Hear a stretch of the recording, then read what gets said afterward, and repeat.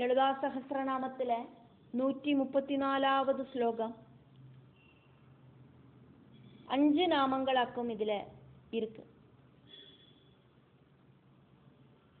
சக்கரவர்த்திகளுக்கெல்லாம் ஈஸ்வரியாயிட்டு இருக்கிற தேவி ராஜராஜேஸ்வரி. ராஜ்யம் நஷ்டப்பட்டவாளுக்கு ராஜ்யத்தை கொடுக்கிற தேவி, ராஜ்யங்கள்கிட்டையும் ராஜாக்கள்கிட்டையும் பிரியம் இருக்கிற தேவி, ரொம்ப ரொம்ப ஜாஸ்தியா இருக்கிற கருணையோடு கூடின தேவி. தேவியோடு பாதத்தை ஆசிரயிக்கிறவாள உன்னத பதவியில உட்கார வைக்கிறவளும் தேவிதான். இப்படின்னு எல்லாமாக்கும் வாக்தேவிகள் தேவியை ஸ்துதிக்கிறா.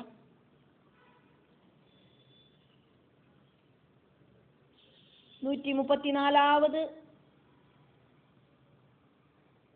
ஸ்லோகத்துல இருக்கிற 5 நாமங்கள், அதுல இருக்கிற பதங்கள் என்ன எல்லாமாக்கும் அப்படிங்கிறதையும் பார்க்கணும். ராஜராஜ ஈஸ்வரி, ராஜராஜேஸ்வரி, ராஜ்யதாயினி, ராஜராஜேஸ்வரி, ராஜ்யதாயினி இப்படின்னு நீட்டி முழக்கிண்டாக்கும் வாக்தேவிகள் கூப்பிடுறா. ராஜ்ய வல்லபா, ராஜல் கிருபா. அடுத்தது ஒற்ற நாமமாக்கும், பதங்களை நடுவுல முறிக்கப்படாது. இருந்தாலும் என்னெல்லாம் பதமாக்கும் அதுல இருக்கு அப்படிங்கிறத தெரிஞ்சுண்டு நாமத்தை சொல்லலாம்.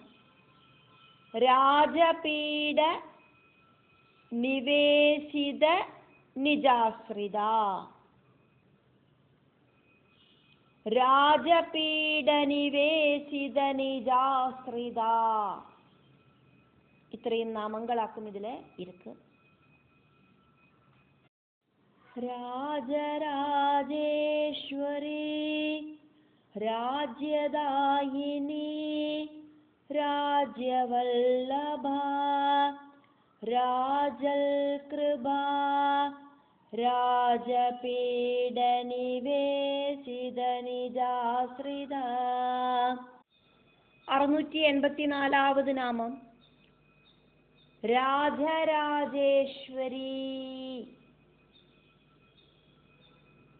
രാജാക്കളോടെല്ലാം രാജാവാന ശിവനോട് പത്നി, ബ്രഹ്മാണ്ടങ്ങളോടെല്ലാം தலைவி, சக்கரவர்த்திகளுக்கெல்லாம் ஈஸ்வரி இப்படின்னெல்லாம் இதுக்கு அர்த்தம்.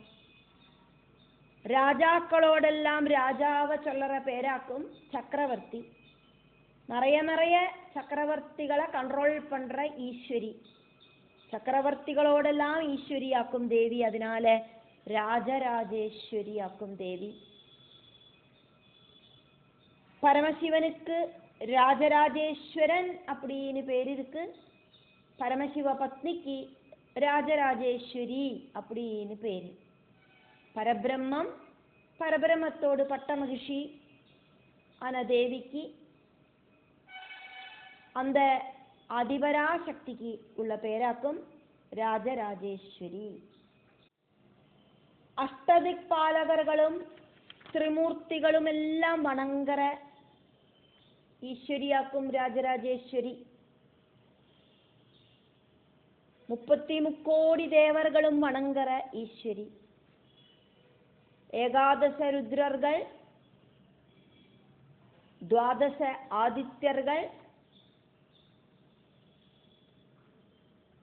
அஸ்வினி குமாரர்கள், அஷ்டதிக்பாலகர்கள், இப்படி 33 முக்கியமான தேவதைகள் தேவியை வணங்குற.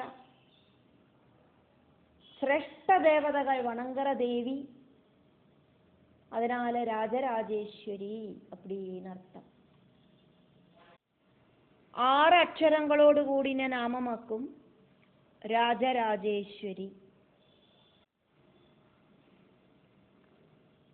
685வது நாமம் 5 அக்ஷரங்களோடு கூடின நாமம் ராஜ்யதாயினி. ராஜ்யம் நஷ்டமானவாளுக்கு ராஜ்யத்தை கொடுக்கிற தேவி. இகலோகத்திலையும் பரலோகத்திலையும் புண்ணியபாபங்களுக்கு தகுந்த மாதிரி அர்ஹதப்பட்ட லோகத்தை ஜீவாத்மாக்களுக்கு கொடுக்கிற தேவி.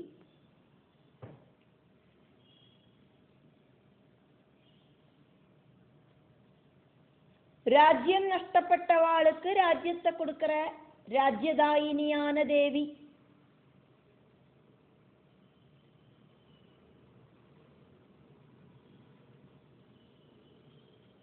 கோலாபுரம் அப்படிங்கிற ராஜ்யத்தில் இருக்கிற ராஜா சுரதன். தர்ம பரிபாலனமாயிட்டே ராஜ்யம் நடத்துற அந்த ராஜா.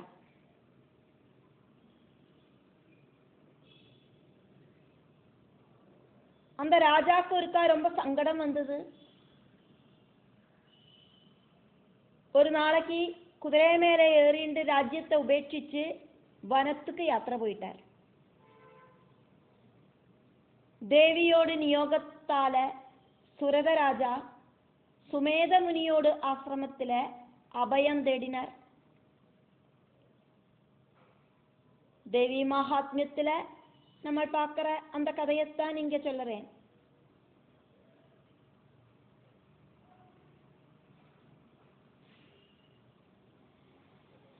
சுமேதமுனி சுரதராஜா கிட்ட பராசக்தியை டெய்லி பிரார்த்திக்க சொன்னார்.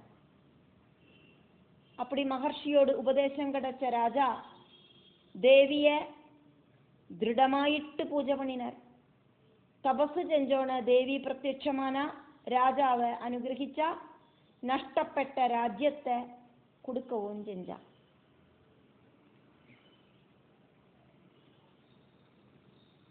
தேவி பாகவதத்துல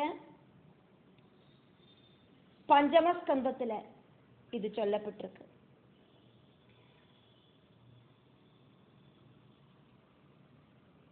ഹരിചന്ദ്രനും മനവിയും ചുടുകാട്ടില പോയി ദേവിയെ പ്രാർത്ഥിച്ചോണ്. ദേവി അവളെ അനുഗ്രഹിച്ച ധർമ്മദേവനെ ചൊല്ലി അനുപ്പി അയോധ്യ രാജ്യത്തോട് രാജാവായിട്ട് വാഴർത്തക്ക് അനുഗ്രഹിക്കവും ചെഞ്ച. ദേവി ഭാഗവതത്തിലെ സപ്തമസ്കന്ധത്തിലെ ഇത് ചൊല്ലപ്പെടുന്നത്. അയോധ്യയിലെ இன்னொரு ராஜாவான சுதர்சனனுக்கு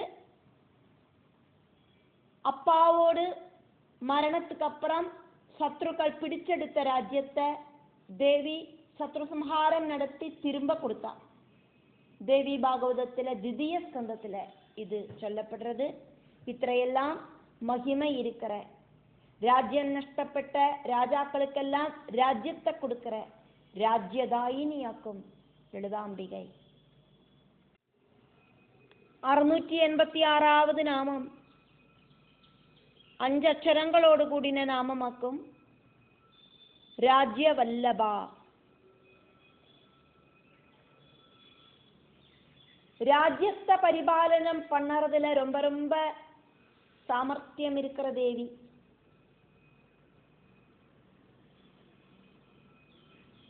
ராஜ்யத்தை சொல்படிக்கு நிப்பாற்றவள்.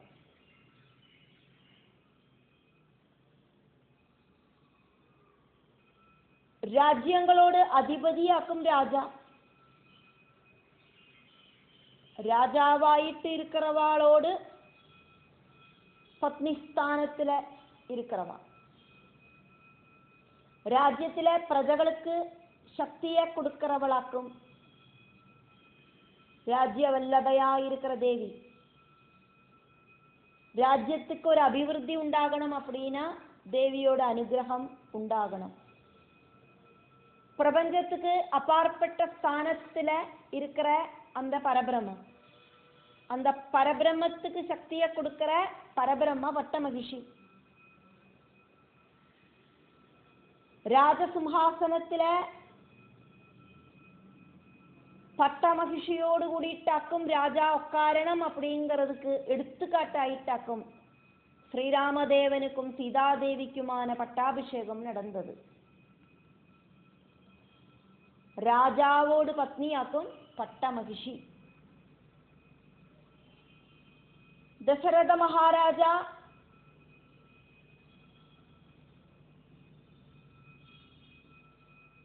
ஆட்சி பண்ணின அயோத்தியா. அதுக்கப்புறம் அந்த சிம்ஹாசனத்துல, ரத்ன சிம்ஹாசனத்துல ஸ்ரீராமனோடு கூடி சேர்ந்து சீதாதேவி உட்கார்ந்துண்டா. ஸ்ரீராமனையும் இடது பக்கத்துல சீதாதேவியும் உட்கார வச்சு வாமதேவன், ஜாபாலி, கௌதமன், வால்மீகி இப்படி இருக்கிற ரிஷிகள் பட்டாபிஷேகம் நடத்தினான். ശ്രീരാമനെ അയോധ്യയിലെ രാജാവാക്കി മാറ്റിന. പത്നിയാണ് സീതാദേവിക്ക് ശ്രീരാമനുക്ക് ഈക്വലാன ஸ்தானமாக்கும் அங்க கொடுத்தது. ராஜ்யவல்லபா அப்படிங்கிற பேருக்கு தகுந்தவளாக்கும் தேவி. 687வது நாமம் ராஜல் கிருபா. 4 அக்ஷரங்களோடு கூடின நாமம். இல் அப்படிங்கிறது சில்லட்சரமானதுனால, பூர்ணமான ஒரு அக்ஷரம் அல்லாததால இங்க அக்ஷரங்களாயிட்டு சேர்க்கலை. அதனால 4 அக்ஷரங்களோடு கூடின நாமமாக்கும் ராஜல் கிருபா.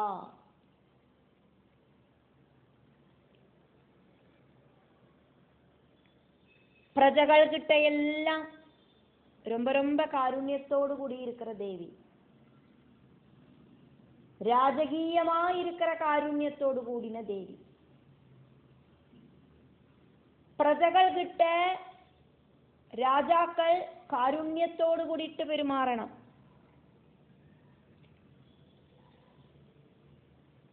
ദേവിയോട് കൃപാകടാക്ഷത്തോട് മഹത്വം ரொம்ப പെരുശാക്കും. ദേവി ഭാഗവതത്തിലെ ദശമസ്കന്ധത്തിലെ 13ஆம் அத்தியாயத்துல இது சொல்லப்பட்டிருக்கு. அருணன் அப்படிங்கிற அசுரன் தேவர்களை தோக்கடிக்கிறதுக்கான வரம் கிடைக்கிறதுக்காயிட்டு பிரம்மாவை தபசு பண்ணினார். அருணனுக்கு முன்னால பிரத்யட்சமான பிரம்மா கிட்ட வரம் கேட்டார். புருஷனோ நபும்சகமோ 2 கால் இருக்கிறவாளோ 4 கால் இருக்கிறவாளோ அஸ்திரம் உபயோகிச்சோ என்னை வதிக்கிறதுக்கு அவளுக்கு சாதிக்கப்படாது அப்படின்னாக்கும் வரம் கேட்டது. ஆறு வரம் கேட்டாலும் பிரம்மா வரம் கொடுத்துடுவார். அதனாலதான் பிரம்மா இந்தா பிடிச்சுக்கோ வரம் அப்படின்னு அருணன் அப்படிங்கிற அசுரனுக்கு வரத்தை கொடுத்தார். வரம் கிடைச்ச அருணன் அப்படிங்கிற அசுரன் எல்லா லோகங்களையும் தன்னோட கண்ட்ரோல்ல கொண்டு வந்தான். தேவர்களும் தேவேந்திரனும் சொர்க்கத்திலேருந்து பிரம்மாவை சரணம் பிராபிச்சா. சொர்க்கத்திலேருந்து அவளோடு அந்த இடத்துலேருந்து ஓடி போனா. എന്നിട്ട് பிரம்மாவை அபயம் பிராபிச்சா.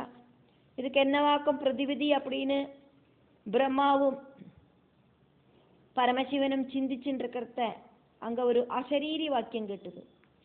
காரிய சாத்தியத்துக்காயிட்டு கருணையுள்ளம் கொண்ட ஜெகதம்பிகையை பிரார்த்திக்கணும் அப்படின்னு இருந்தது. அசரீரி அசரீரி சொன்னா சரீரம் இல்லாதக்கு சப்தம் மாத்திரம் கேட்கறது. தேவர்களெல்லாம் அதுக்கு தகுந்த மாதிரி தேவிய ஒட்டுக்க பஜிச்சா. தேவர்களோட பக்தியில சாட்டிஸ்ஃபைடான ஆதிபராசக்தி அவளோட முன்னால பிரத்யட்சமானா அருணனோடு உபதிரவத்தை இல்லாம பண்றேன் அப்படின்னு வாக்குறுதி கொடுத்தா. உடனடியா தேவி தன்னோடு 4 பக்கத்திலையும் நிக்கிற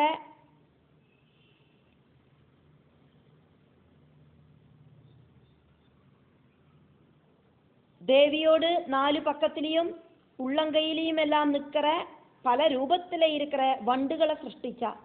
എന്നിട്ട് அந்த வண்டுகளை அசுரன் கிட்ட சொல்லி அனுப்பினான். வண்டு ரொம்ப ஷார்ப்பா குத்தினதால அசுரன் இறந்து போனான். தேவர்களெல்லாம் தேவியோடு காருண்ய கடாட்சத்தால குஷியான அவளுக்கு நஷ்டப்பட்ட சொர்க்கலோகம் திரும்ப கிடைச்சது. 4 கால்களை விட ஜாஸ்தியான கால்கள் இருக்கிற வண்டுகளால அசுர நிகிரகம் செஞ்ச தேவி பிராமரி தேவி அப்படிங்கிற பேரில ஃபேமஸ் ஆயிட்டா. தேவியோடு அந்த ஒரு மகத்துவமாக்கும் நம்ம இங்க பார்த்தது. அதனால தேவிய ராஜல் கிருபா அப்படின்னு வாக்தேவிகள் ஸ்துதிக்கிறார். 688வது நாமம், 12 அക്ഷരங்களோடு கூடின நாமம். ராஜபீட நிவேசித நிஜாஸ்ரிதா. நாமங்களுக்கு நடுவுல பதத்தை பிரிக்க கூடாது. കാരണം നാമങ്ങൾ എല്ലാം இந்த ലളിതാ സഹസ്രനാമത്തിലെ മന്ത്രങ്ങളാക്കും. മന്ത്രങ്ങളോട് നടുവിലെ പദത്തെ തിരിച്ചു பார்த்தானா മന്ത്രം തപ്പായിടും. 12 அக்ஷரங்களோடு கூடின நாமமாக்கும் இது. இதுக்குள்ள என்னெல்லாம் பதங்களாக்கும் இருக்கு அப்படிங்கிறத நம்ம பார்த்தோம். ராஜபீட நிவேசித நிஜ ஆஸ்ரிதா, இത്രയും பதங்கள் கூடி சேர்ந்ததாக்கும் இந்த நாமம் அப்படிங்கிறத தெரிஞ்சுண்டு நாமத்துக்கு நடுவில் பதங்களை பிரிக்காதக்கு நாமத்தை சொல்லறோம். ராஜபீட நிவேசித நிஜாஸ்ரிதா. தேவிய சரண்டரிங் பொசிஷனில் வழிபடுறவாளுக்கு தேவி அவளை ராஜசிம்ஹாசனத்தில் உட்கார வைப்பாள்.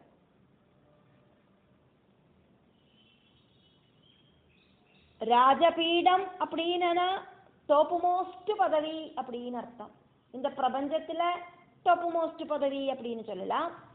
இருக்கிறதுலயே டாப் மோஸ்ட் பதவி அப்படின்னா என்னவாக்கும்? பிரபஞ்சத்துக்கு அப்பாற்பட்ட அந்த பரபிரம ஸ்தானம், மோட்ச பதவி. மோட்ச பதவியை கொடுப்பாள் தேவி.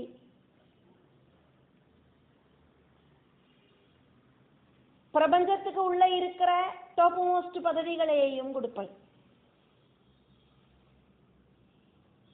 சங்கராச்சாரியருக்கு சர்வஜ்ஞ பீடத்தை கொடுத்தா தேவி. அதே மாதிரி காளி தேவியோட அனுகிரகத்தால படிப்பறிவில்லாத தேவி பக்தனை காளிதாசன் அப்படிங்கிற பேரில இந்த உலகத்திலேயே ஃபேமஸ் ஆக்கிட்டா தேவி. மகிஷாசுரனை வதிச்சு இந்திரனுக்கு அந்த பதவியை கொடுத்தா தேவி. அயோத்தியா ராஜ்யத்தோடு ராஜாவாயிட்டு சுதர்சனனை அனுகிரகிச்சதும் தேவிதான். இப்படின்னு தேவியோட மகத்துவம் அப்படிங்கிறது எண்ணினா ஒடுங்காத அளவுக்கு மகத்துவங்களாக்கும்.